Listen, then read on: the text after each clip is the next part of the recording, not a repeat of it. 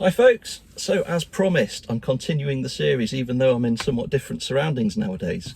So this one is the suspension that I had on my car. So I've done a video all about sort of general advice, some of the really good suspension that's available for these cars. This video is more about what I personally did to my car, because it's a little bit more specific at times, and letting you know what I thought of those products. So this one's just going to be about springs and dampers effectively, or coilovers in my case.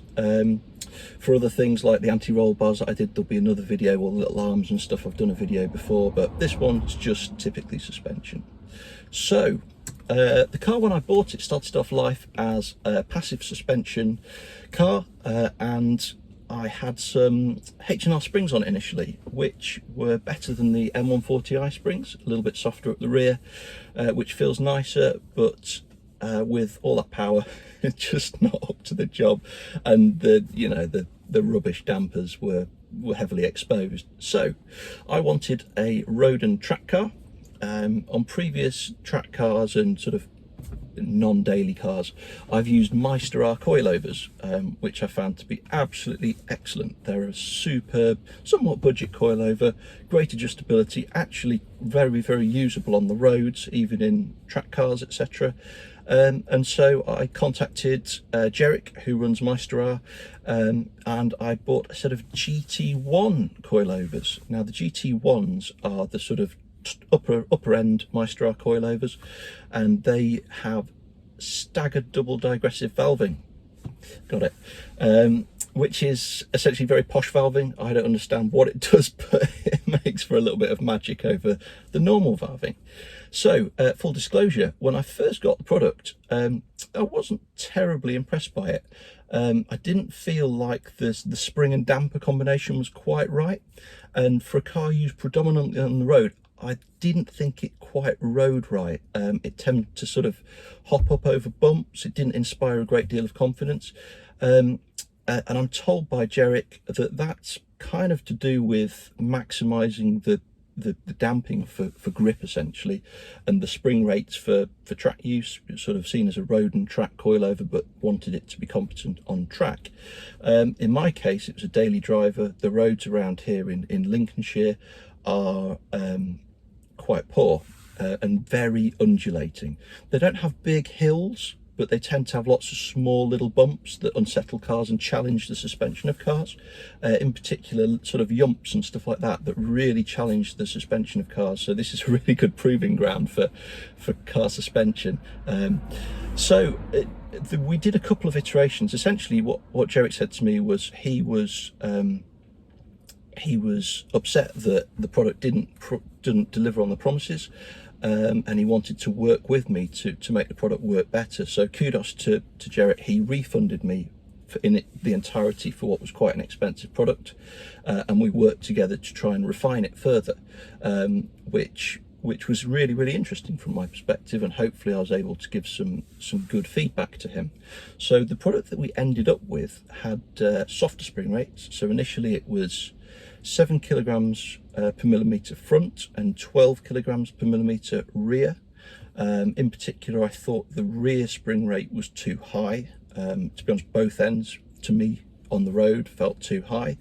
And we ended up at, I think it was 5 kilograms per millimeter on the front and 8 or 9 kilograms per millimeter at the rear. I think it was 9. Which was a much better package.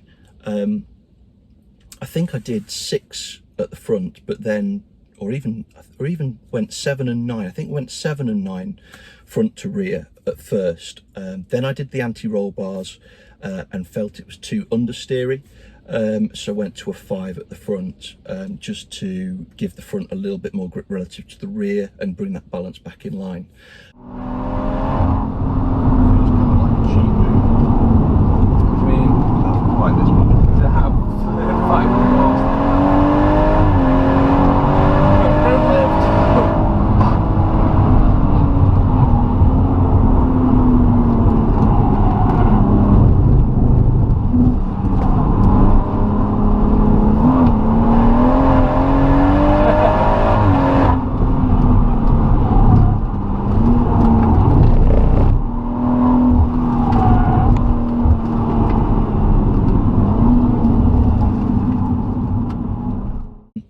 So the coilovers in their final state were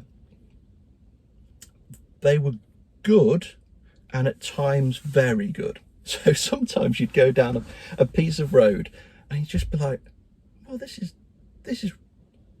sort of, the car's not upset as it would normally be, or it's just ironing out the bumps. It's that little bit of magic that you sort of, someone talks about Öhlins and really posh suspension like that, you sort of think that's kind of what you expect. Or sometimes you'll see a review of a really top-end car and the journalist will say, well, it just irons out the bumps and just floats along the ground, something like McLaren or something with really nice hydraulic actuated cornery stuff, and that's it, just irons out. And at times with the GT1s in their final state, it kind of felt a bit like that, but it wasn't all the time. It didn't do that all the time. Most of the time it just felt like good suspension. Is it worth the extra over?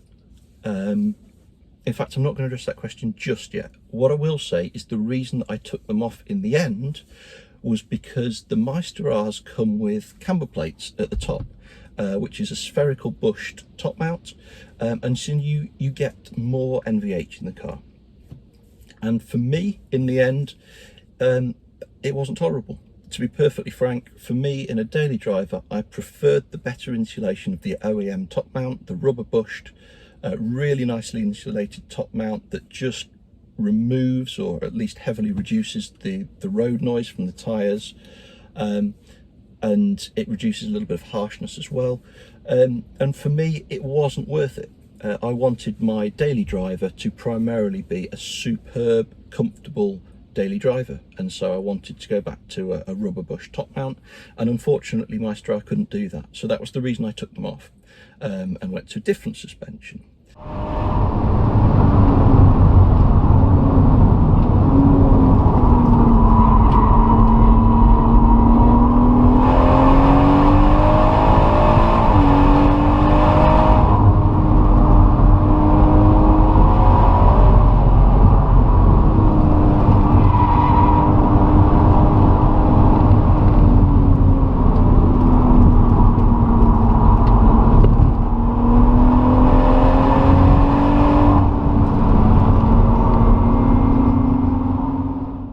So just revisiting what I said about, or the question I was posing, is it worth the extra over their standard product? I think it's called the CRD at this stage.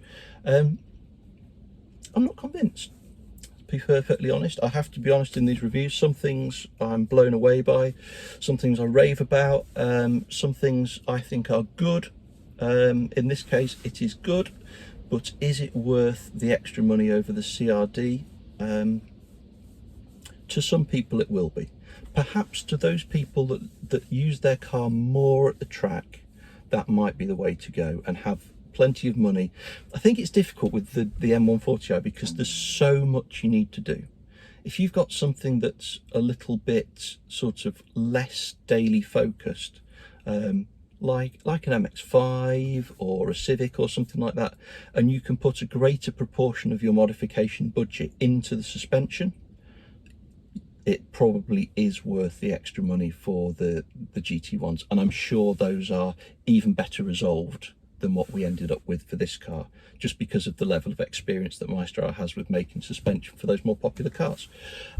With the M140i, there are so many different areas that I want to spend your money and I spent my own money, that if I have to spend an extra £800 or £700 or whatever it is on the GT1s, it means I can't do something else. So I would probably prefer, and I think as a sort of track and road coilover, or in particular those people who are doing more track days, given they have the camber adjustable top plates, the CRDs are probably a very, very good budget coilover and do pretty much everything that you want. It leaves you a bit of budget to spend elsewhere on other things. So you know, we might have different opinions on that depending on who it is reviewing them. I have lots of experience with their sort of base product and have always found them to be absolutely brilliant. The GT1s are good. Are they worth the premium price? For me, in this car, not this car, in the 140, I'm not sure. Just purely because the amount of different places that I want to spend that same money.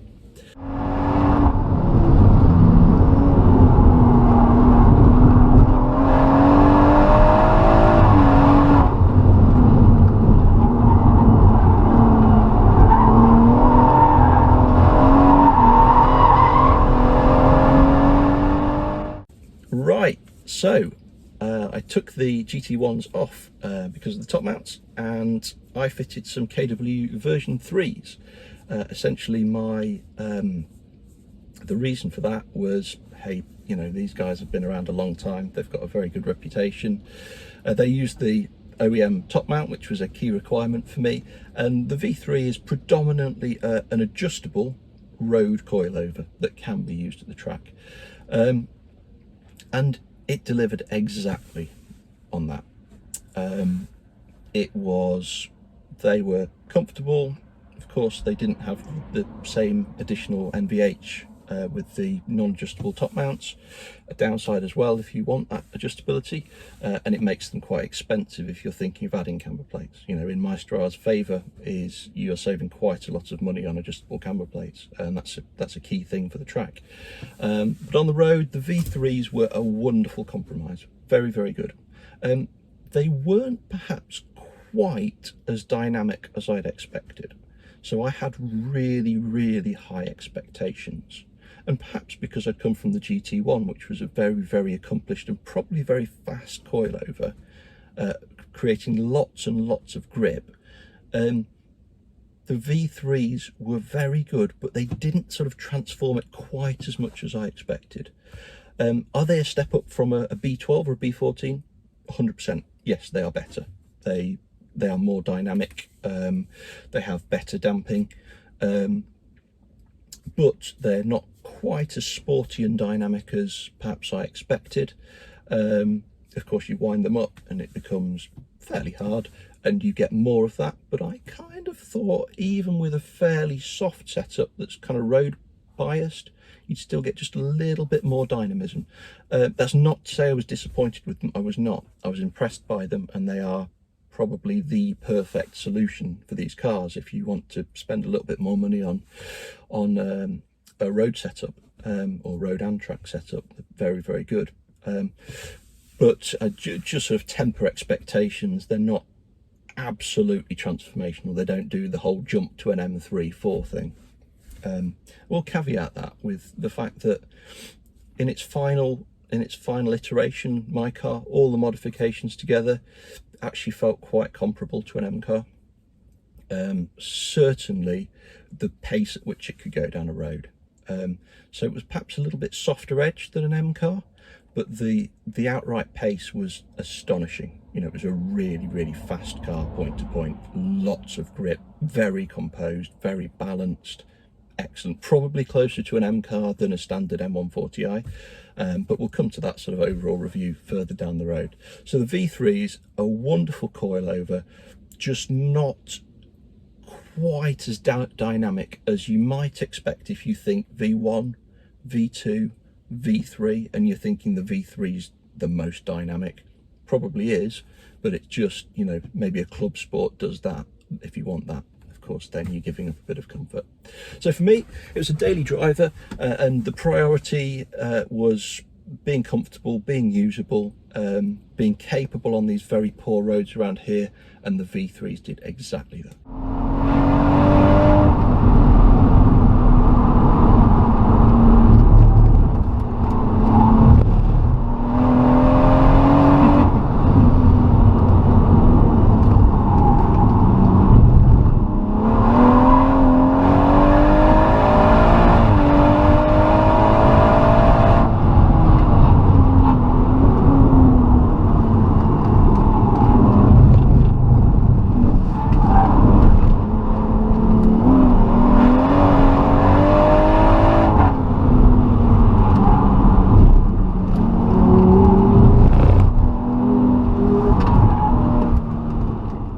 So I would say Meister R's. I love the Meister R products. Jerick is a top guy. I respect him and thank him for working with me when the original product didn't quite deliver. And in fact, that's worth a huge amount. You know, how many companies could you buy something from, and if it doesn't quite deliver, you contact directly the person who owns and runs that company, and he says to you, I'm really sorry about that. I want to make it right. Let's work together and make this product as good as it can be. How can you possibly say fairer than that? And you know, I will go back to Meister R. So the MX-5 track car that we use, Meister R's already, but there's a Meister R Club Race, which is an improvement on the suspension that we've got at the minute, and as soon as I can afford and justify that, I'm going to buy it, because you know, he is a top guy. Meister R make really good suspension, and absolute commendations to them for being as honest, as accepting of criticism, and for working with me to make the product right. Top marks to Jerick on that one. So CRDs, yeah, I'd probably recommend them for anybody who's going to track their M140i. Really good. GT1s, up to you. I probably spend a little bit of extra money elsewhere on the car, but if you've got a really strong budget, you might want those as well. V3s do exactly what they say on the tin. Very good indeed. Nice adjustability. Oh, well, I must tell you, problem with the F20 chassis and some of the other BMW chassis is that top adjustable coilovers, you can't adjust them because it doesn't come through at the back. It doesn't come through. It's hidden away and you can't get to the adjustery knob. I drilled a hole and put an extender in and was able to get them adjustable, but it's just a bit of work, you've got to think about it a bit. And I'll probably put some pictures in now just to sort of show you what I did and how I did it. But essentially it meant that the V3s were eventually rebound and compression adjustable, front and rear, which wouldn't be possible with the kit as it is, but it is possible. The Meister R's are, I think they're one-way adjustable on the damping. Yes, they are, but you can do that on the car at both ends. So perhaps a little bit better thought out than the V3s in that regard. Right, I'm going to leave it there. Next one is going to be about a fairly small one, but quite an important one, and that is the power flow bush inserts. So they're void filling bushes at the rear of the car, subframe and diff. I did those on the car and found they were a good improvement. So next video will be about those, and then I think I'll get to the anti-roll bars. So stick around for those. If you're new to the channel, please subscribe, like the video, and of course if you've got any questions or comments to make, I do my best to get back to people and help out where I can. So please leave comments below. All the best, take care.